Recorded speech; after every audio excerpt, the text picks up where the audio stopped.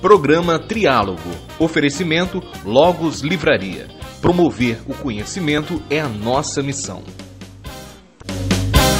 Olá, esse não é um monólogo, não é um diálogo, é um triálogo. 3 pessoas trialogando sobre um assunto do seu interesse. O assunto de hoje é maconha. A gente vai falar sobre a descriminalização da maconha. A ideia não é fazer apologia, não é fazer uma publicidade da causa, é conhecer os argumentos dessa militância que já conseguiu adesão de líderes mundiais como Fernando Henrique Cardoso, Bill Clinton e também o médico Drauzio Varella. Não saia daí porque o triálogo está começando agora.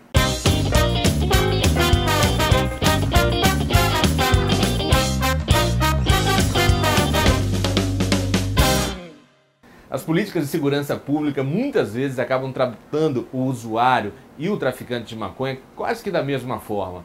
E a gente não percebe isso, por exemplo, com o mercado das bebidas. As bebidas que são grandes estrelas do mercado publicitário, estão na televisão em horário nobre, seduzindo jovens para o consumo. A gente tem, por exemplo, a questão dos medicamentos. O Brasil é o recordista mundial na venda de ansiolíticos. Rivotril é vendido como bala nas farmácias e receitado por psiquiatra, e isso não é questionado. A questão mais questionada fica em torno da legalização ou da criminalização dessa maconha. Então a gente quer saber um pouco mais sobre esse assunto. Então, por isso, eu trouxe aqui 2 legítimos representantes do debate sobre essa causa.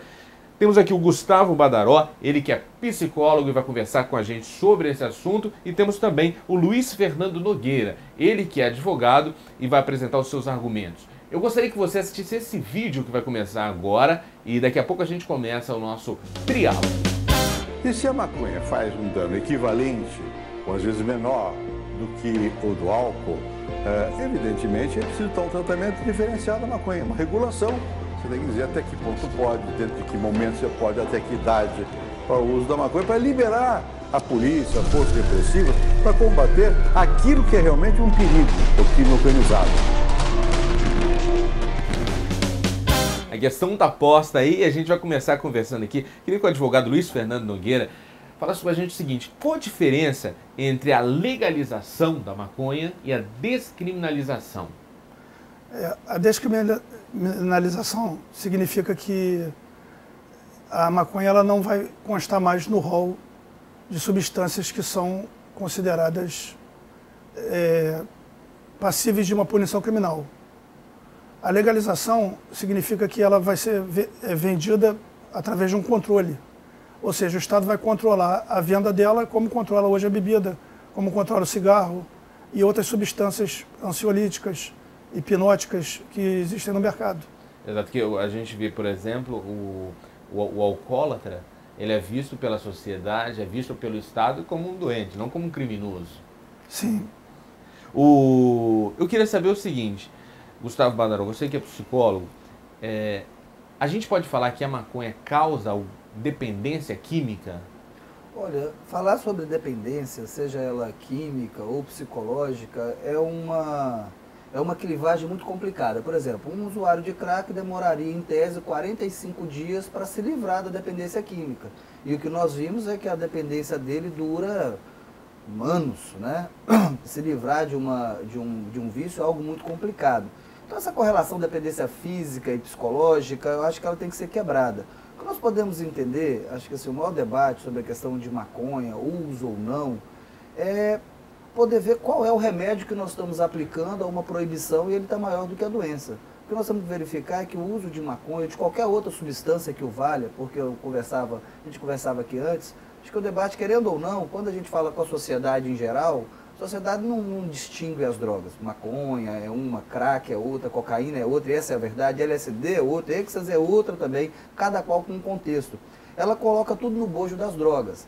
Contudo, o uso de drogas não mata 0,0001% do que o tráfico de drogas mata. Acho que a questão que a gente tem que trazer à tona é o que está por detrás dessa proibição e o que ela está gerando, né? Ela tem gerado mortes, tem gerado perseguição, superlotação de cadeias e todo um contexto que inclusive coloca às vezes uma pessoa que vai simplesmente usar a maconha, ela acaba às vezes constrangida pela polícia que tem que fazer o trabalho dela, porque é o cumpra-se, a sociedade determinou que é ilegal, então a polícia faz o trabalho dela e às vezes a pessoa fica contra aqueles que os protegem, que garantem a ordem da sociedade.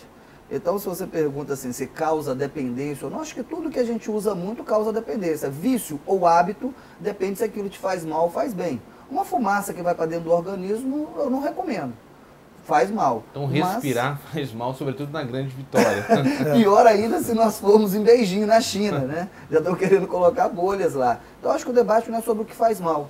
O debate é sobre o que gera uma relação social mais saudável. E hoje a proibição tem gerado um custo social porque gera o tráfico. Aí tem aquele debate, né? O que vem primeiro, o ovo ou a galinha? É o usuário que gera o tráfico ou o tráfico gera o usuário? O fato é que onde tem quem compra, tem quem vende, e esse é um assunto histórico. E a grande questão da forma como a gente combate o tráfico é que você não pune só as pessoas envolvidas nesse circuito, né? Acaba punindo uma pessoa que nunca fez uso, sim, e que estava passando lá e tomou um tiro de uma bala perdida, ou porque tem um toque de recolher e tem seu direito de ir e vir limitado por conta dessa conjugação de forças, correlação de forças que existe em torno da criminalização da maconha.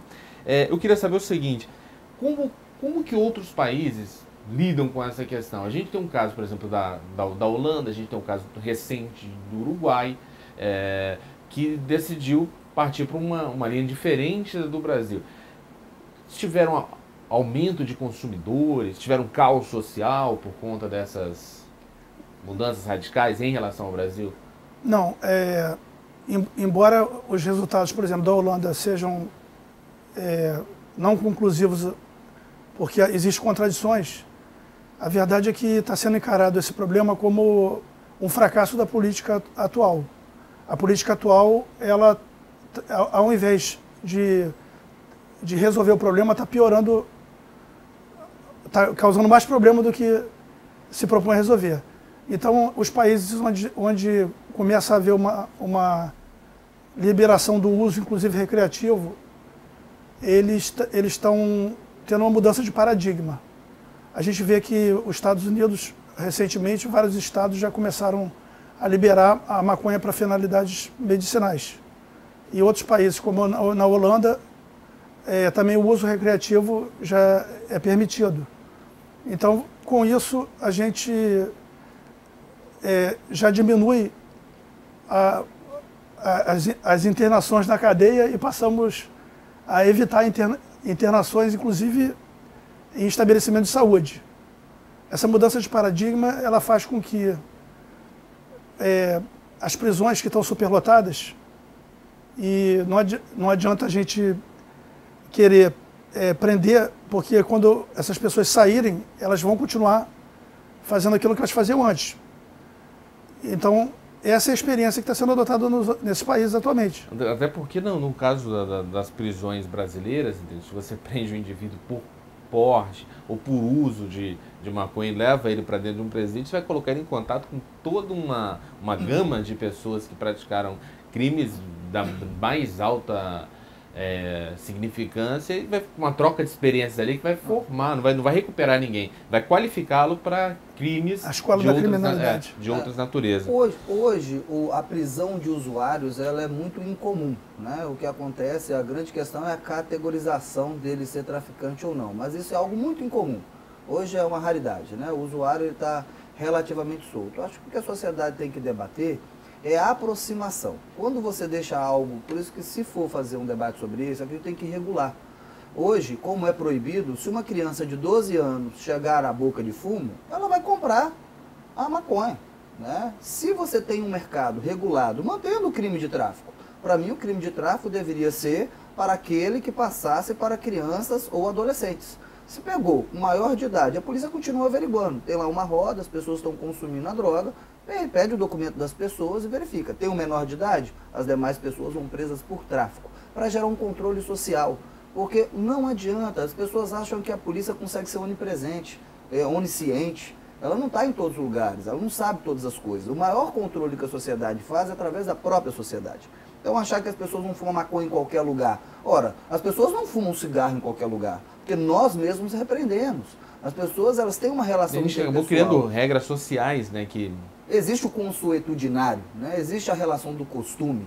Não é porque ela não é proibida que a sociedade vai bater pau e falar, oh, meu filho, você está fumando uma maconha? Que bom, o papai fica tão feliz com isso. Não, assim como não acontece com cigarro, né? Por exemplo, Exato. um pai não vai oferecer um cigarro para o filho, não vai permitir que Então o o filho... povo vai bater palma para ele porque ele Exato. está fumando um cigarro. Quer dizer, continua, o tabu vai continuar existindo. E eu não acho ruim, eu sinceramente eu não sou a favor de uso de drogas. A gente também às vezes menospreza. Existem sim, bem como existem pessoas alérgicas a camarão, né? Existem pessoas alérgicas a uma série de medicamentos, existem pessoas alérgicas à maconha. Pessoas esquizofrênicas disparam sua esquizofrenia com o uso da maconha. Agora, também você vai negar que a importância de determinados remédios na sociedade? Acho que o maior debate, por isso que eu saio da questão, acho que é uma dimensão estratégica, a sociedade entender que cerca de 90% dos seus presos estão hoje presos devido a alguma relação com o tráfico de drogas. Não, mas a maioria é assassinato, matou ligado ao tráfico de drogas. É roubo, roubou com armas devido ao tráfico de drogas. Você prende um camarada hoje, a polícia hoje prende bem,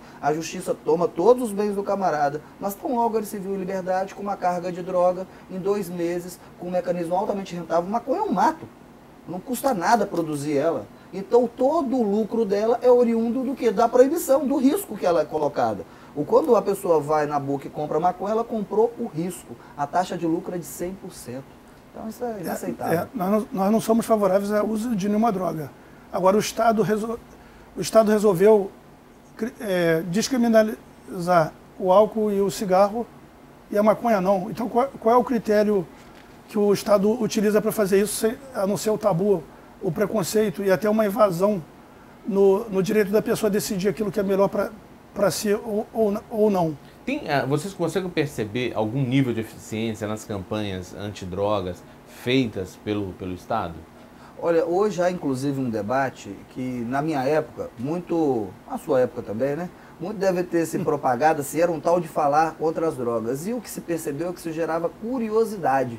Todo mundo queria ver o que era aquela maconha, né, que tanto falam na escola. O que é essa tal dessa maconha? Isso gerou uma série de usos. Hoje o que se propõe, todo o debate contra drogas é que nós estejamos preparados para conhecê-las, para quando uma criança ou um adolescente nos perguntar. Mas porque aquela história, não pense no vermelho, qual cor que você pensou? Então, você chamar a atenção para ela, tem tanta coisa boa, você quer que as crianças parem de usar drogas, fale com elas de praia, de diversão, de brincadeiras, de outras coisas, direcione a atenção delas para outras coisas. Quando elas perguntarem, eu tenho uma fala muito simples. Se você nunca beber Coca-Cola, você nunca vai sentir aquela vontade imensa de beber uma Coca-Cola, né? Se você está vivendo feliz até hoje sem droga, então para que você vai conhecê-la? Uma vez que conheceu, você abriu uma porta para uma experiência que pode ser prejudicial. Já que você falou em Coca-Cola, eu sou um usuário dependente, já vou fazer um intervalo rapidinho, daqui a pouco a gente volta, depois da Coca-Cola, com mais triálogo para vocês.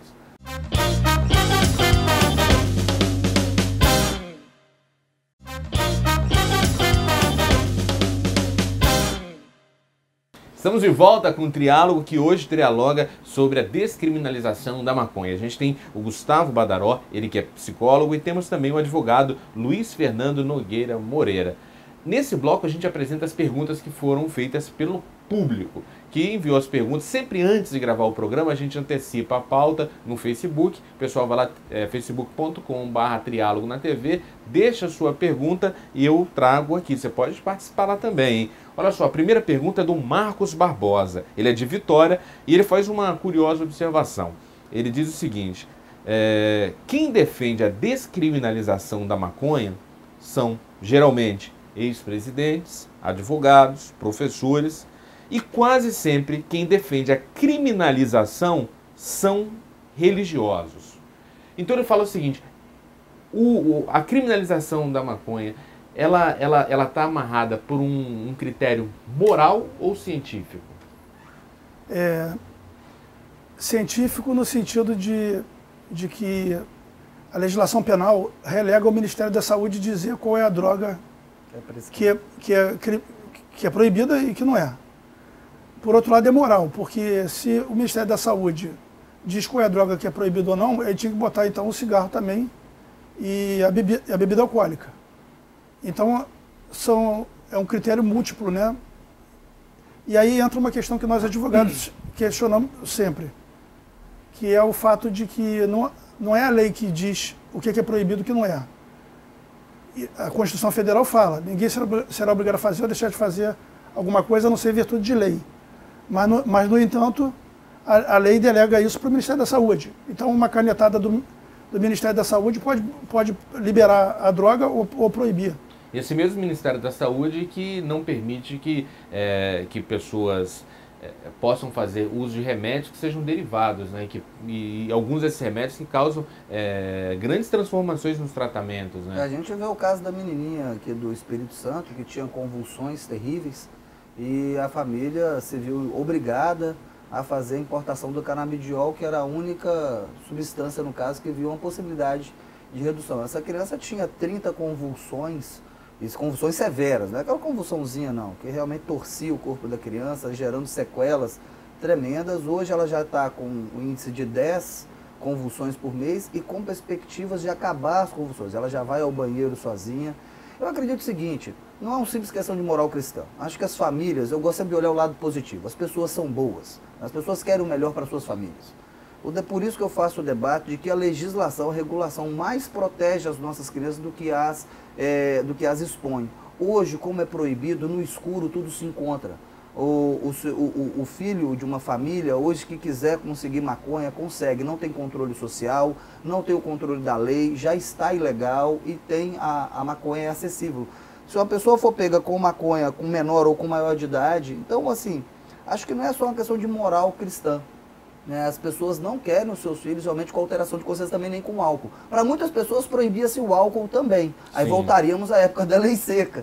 Mas... Olha só, o Vitor Sei, de Belo Horizonte, ele está perguntando o seguinte: quais os efeitos que a maconha exerce sobre o sistema nervoso, do sistema nervoso central do usuário durante o consumo?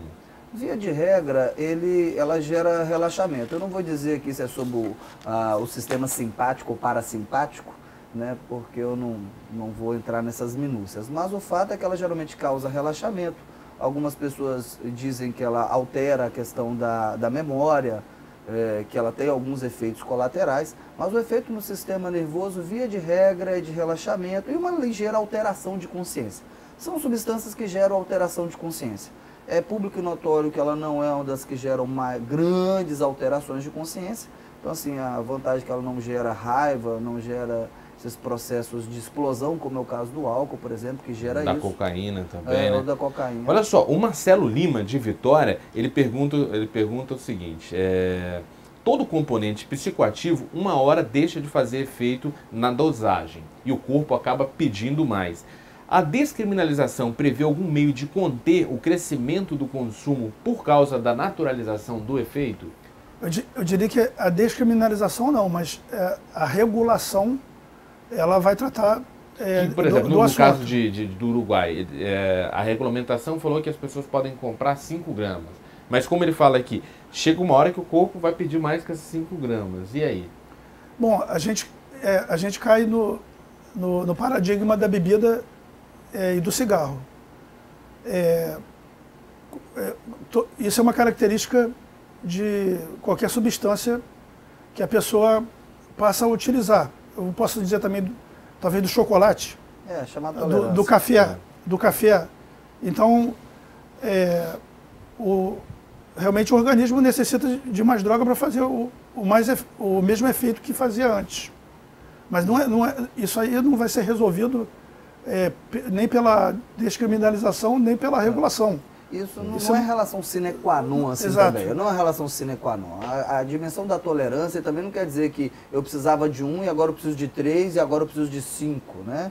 Isso é uma relação muito fluida e que não tem essa relação causa e efeito. Olha só, tem um telespectador aqui que ele vai ter a identidade dele preservada, porque é uma questão de foro muito pessoal. Ele fala o seguinte, que aos 19 anos foi abordado pela polícia e preso como traficante, mesmo ele afirmando que portava para o consumo. Ele ficou 1 ano e 4 meses preso e hoje ele tem 36 anos e muita dificuldade para conseguir ou se manter no emprego. Ele diz que a marca de ex-detento é o preço de uma eterna condenação.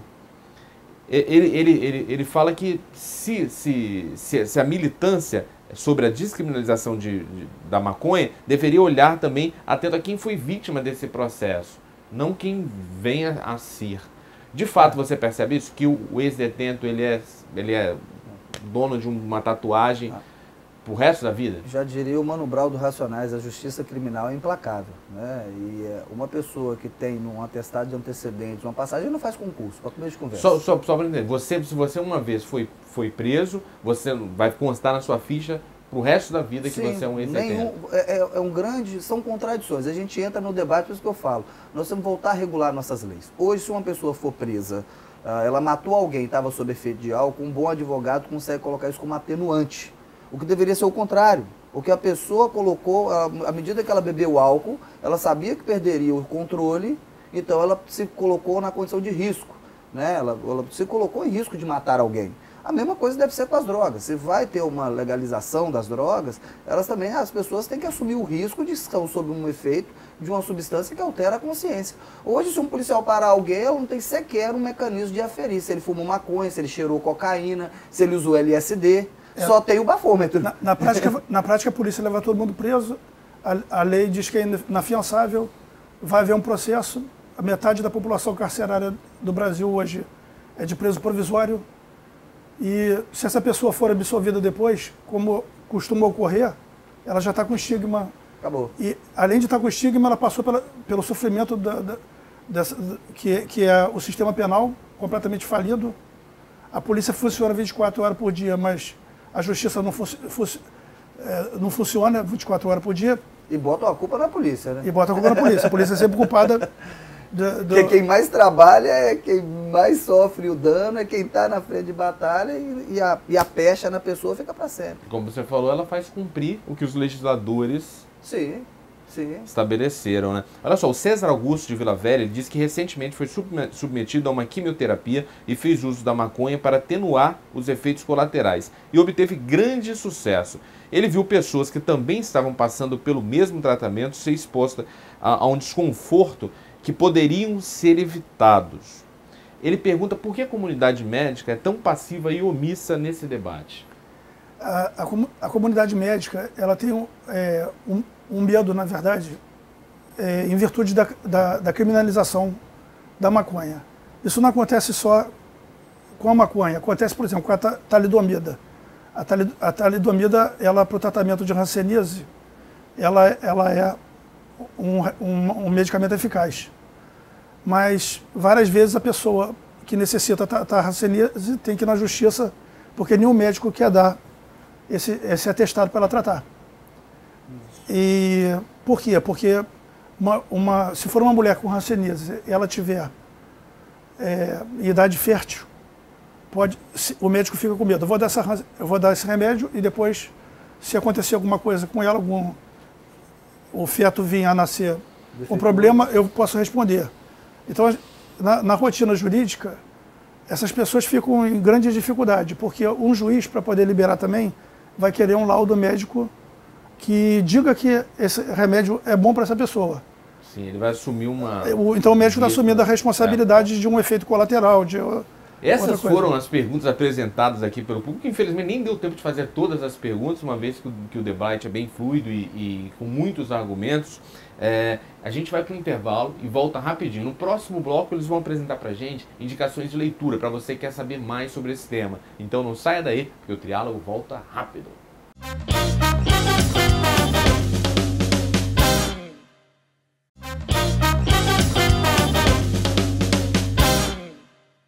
Estamos de volta com o Triálogo, que hoje está trialogando sobre a descriminalização da maconha. A gente tem aqui o advogado Luiz Fernando Nogueira e temos também o psicólogo Gustavo Badaró. E tem a sua audiência extremamente qualificada. Nesse bloco, eles vão apresentar para a gente indicações de leitura. Você que está gostando do assunto, quer saber mais a respeito, é a grande oportunidade agora.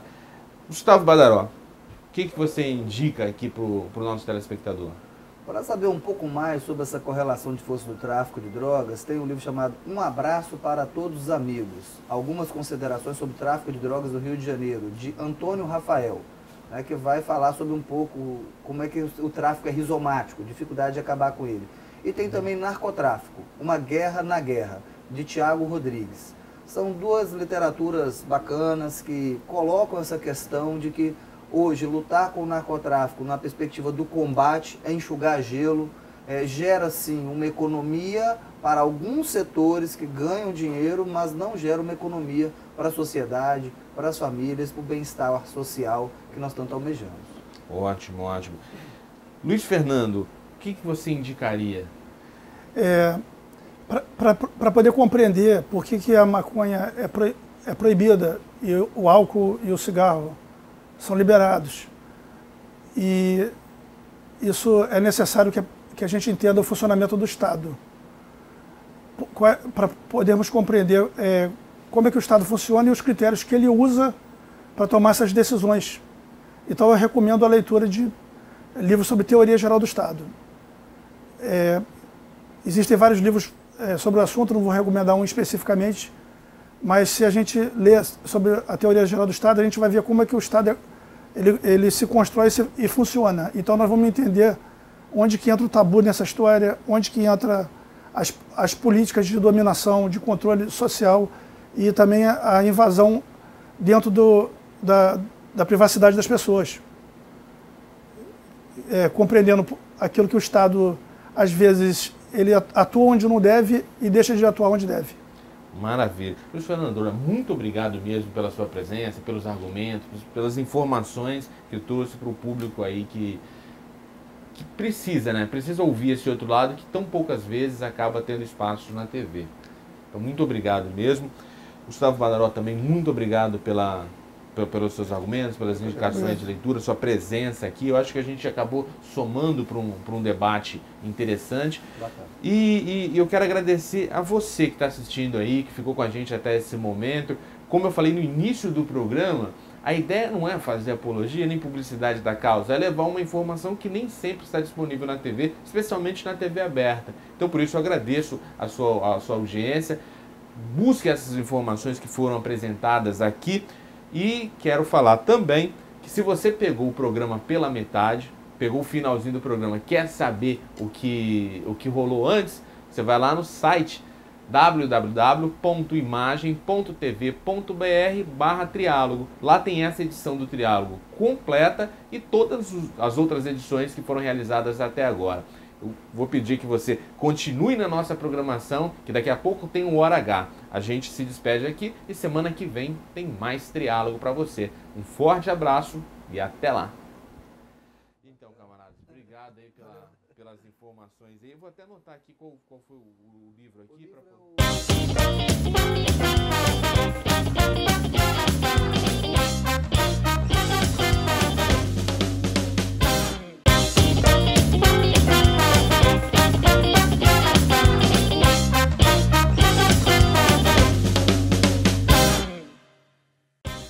Programa Triálogo.